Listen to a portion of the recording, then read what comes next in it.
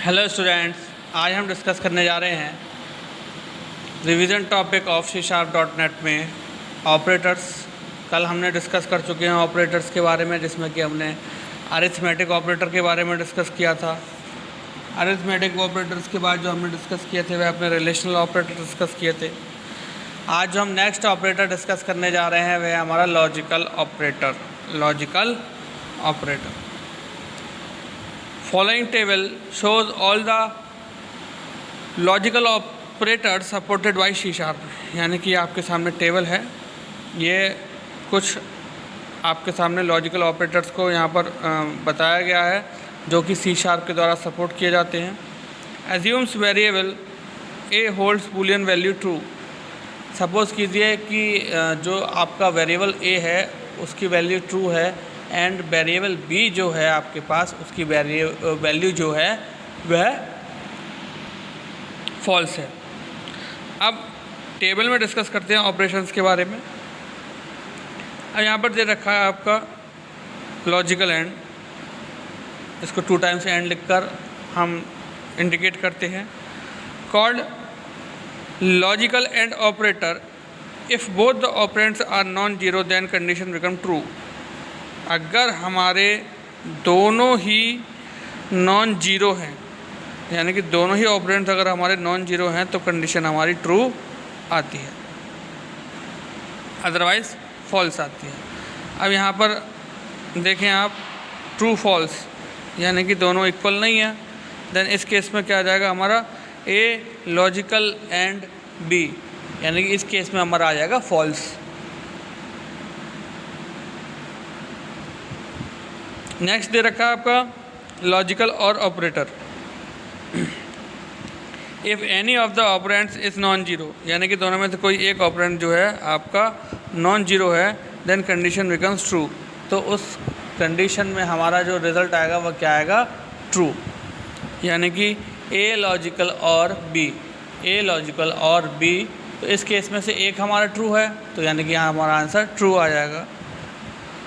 Then logical not called logical not operator used to reverse the logical state of its operand. If a condition is true then logical not operator will make false।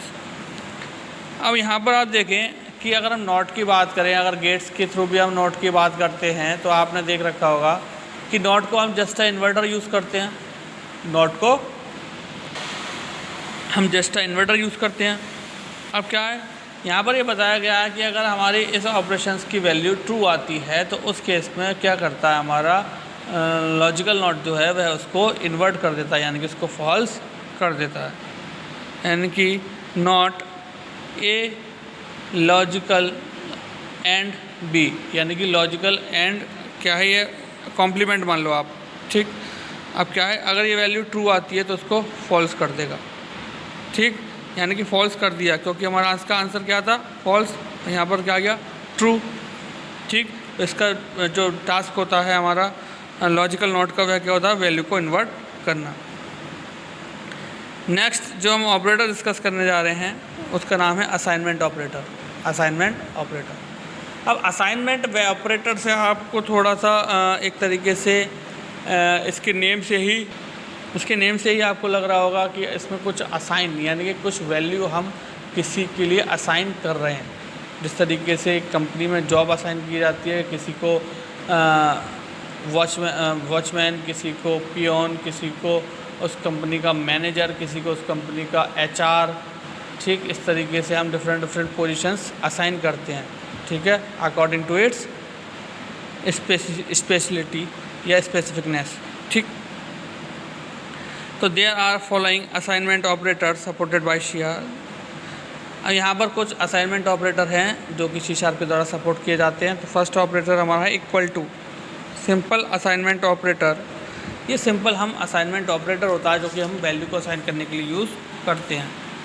ये है values from right side operands to left side operand, ठीक। अब क्या है, suppose कीजिए कि ए की value 10 है हमारी और बी की वैल्यू हमारी 20 है, ठीक। अब हम दोनों को एडिशन परफॉर्म करते हैं, देन अब हम उसकी वैल्यू जो एडिशन आएगा उसको किसी अनदर वेरिएबल में उसको स्टोर कराएंगे। तो इस केस में क्या होगा, c equals to a plus B, C equals to a plus B. तो अब यहाँ क्या होगा, जो हमारा राइट साइड का ऑपरेंड है वो लेफ़्ट साइड के ऑपरेंड में वैल्यू को असाइन करेगा, यानी कि c equal to a plus B, यानी कि a प्लस बी क्या है, वैल्यू c को असाइन की गई है। ठीक, आता है समझ में। Then plus equal to add one assignment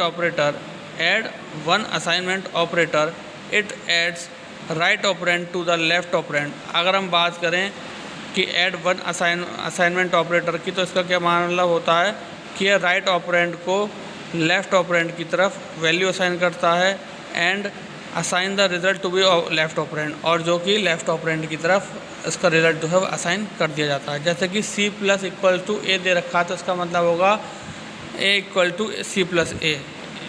ठीक है, यानी कि c plus equal to a दे रखा है, तो इसका क्या मतलब होगा, c equal to c plus a।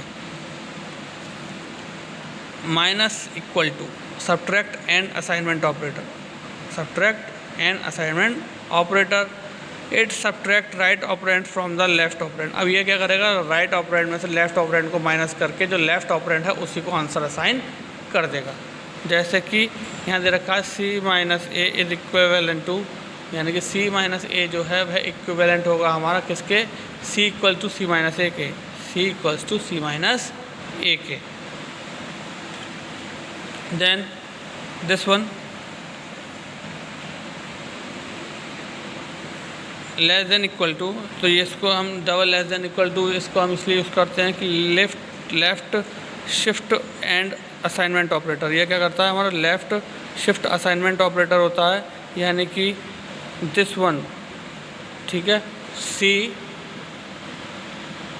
Left shift assignment operator is same as c equals to c assigning left to 2। ठीक, नेक्स्ट है हमारा right shift and assignment operator.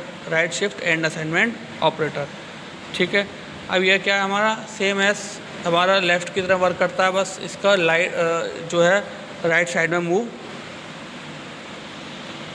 होता है, यानी कि c right and assignment operator is same as c equals to right assign to.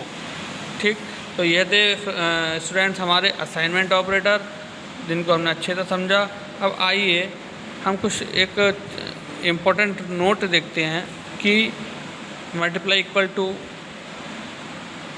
Simple division equal to, modulus division equal to is working as same as previous arithmetic assignment operator like as plus equal to, यानी कि यह तीनों हमारे same इसकी तरह ही work करते हैं। अब आइए देखते हैं एक प्रोग्राम को जो कि हमारा असाइनमेंट ऑपरेटर के ऊपर बनाया गया है। यूजिंग सिस्टम डेमो ऐप, यानी कि एक डेमो दिया गया है यहाँ पर आपको असाइनमेंट ऑपरेटर की वर्किंग को डिफाइन करने के लिए।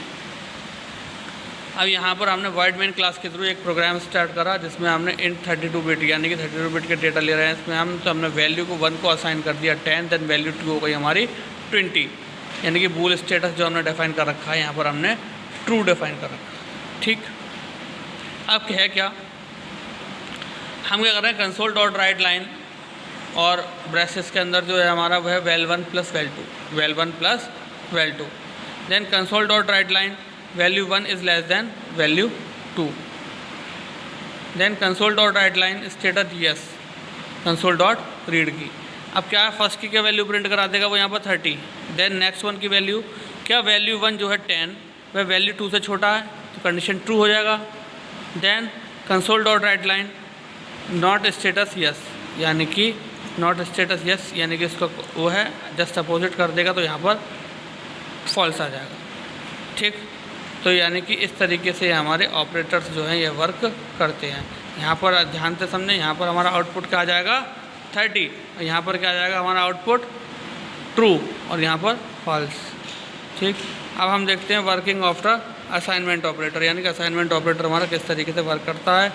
सेम एज क्या कर रखा है हमने, वॉइड मेन क्लास से प्रोग्राम को स्टार्ट कर रहे हैं हम। अब यहाँ पर हमने इंटीजर x की वैल्यू 20 ले रखी है, ठीक। अब क्या है, x प्लस इक्वल टू 10, तो यहाँ पर क्या हो जाएगा, x equals to x plus 10, यानी कि x की वैल्यू कितनी है 20, 20 प्लस 10 कितना हो गया 30, ठीक। तो यहाँ पर जो ऐड असाइनमेंट ऑपरेटर है यहाँ पे वैल्यू कितनी आ जाएगी 30, ठीक। Then x into equal to 4, यानी कि x इंटू 4, x की वैल्यू कितना है 20, यानी कि 20 इंटू 4 कितना हो गया 80, ठीक। यानी कि x modulus divided equal to 7, यानी कि x अपॉन 7, x की वैल्यू कितनी है 20, यानी कि 20 अपॉन 7, ठीक। Then x right shift assignment plus x, ठीक। तो यहाँ क्या करेगा, x की वैल्यू इधर शिफ्ट हो जाएगी, तो वह 3 बिट को इधर स्टोर राइट साइड में मूव कर देगा। तो इस तरीके से हमारा जो है right shift assignment operator work करेगा। तो आज जो हमने डिस्कस करा वो हमने लॉजिकल ऑपरेटर के बारे में डिस्कस करा। लॉजिकल एंड ऑपरेटर क्या होता है हमारा, लॉजिकल और ऑपरेटर किस तरीके से अपने टास्क को परफॉर्म करता है। जनरली इसमें क्या होता है, नॉन जीरो वैल्यू चेक की जाती है, यानी कि एंड ऑपरेटर में दोनों ही वैल्यू नॉन जीरो होनी चाहिए और ऑपरेटर में कोई एक वैल्यू नॉन जीरो होनी चाहिए। और इन दोनों केस में जो भी रिजल्ट आता है उसको हम लॉजिकल नॉट लगाकर जस्ट इन्वर्ट कर देते हैं उसकी वैल्यू को। असाइनमेंट ऑपरेटर क्या है, जब भी हम किसी वेरिएबल की वैल्यू को असाइन करते हैं या वेरिएबल को वैल्यू असाइन करते हैं या वैल्यू को वेरिएबल असाइन करते हैं, तो वहाँ पर हम असाइनमेंट ऑपरेटर का यूज़ करते हैं। जैसे इक्वल टू के हेल्प से हम क्या करते हैं, वैल्यू को असाइन करते हैं। प्लस इक्वल टू के हेल्प से क्या करते हैं, हम ऐड वन असाइनमेंट ऑपरेटर, यानी कि उस वैल्यू में 1 का एक और इंक्रीमेंट कर देते हैं according to our given value. Then minus equal to का क्या है, ये सब्ट्रैक्ट एंड असाइनमेंट ऑपरेटर है हमारा।